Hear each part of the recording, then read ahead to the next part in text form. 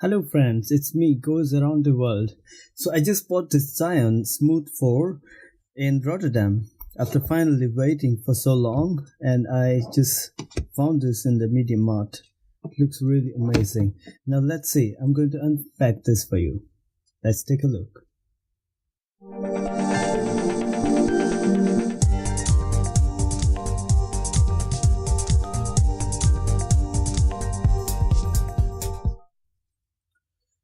This tripod is really nice, as you can see here. The three-leg tripod. You can mount it on the Zhiyun.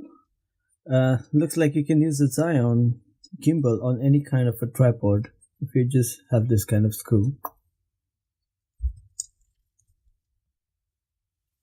So here's our Zhiyun 4 Smooth 4. Wow, looks really amazing. Let's take it out to have a look. Whoa, very handy, very beautiful. Here you can see the focus ring, focus puller, and a lot of other functions. Beautiful. Ta-da!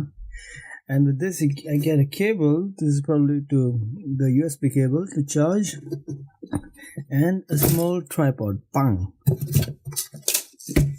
So let's get rolling.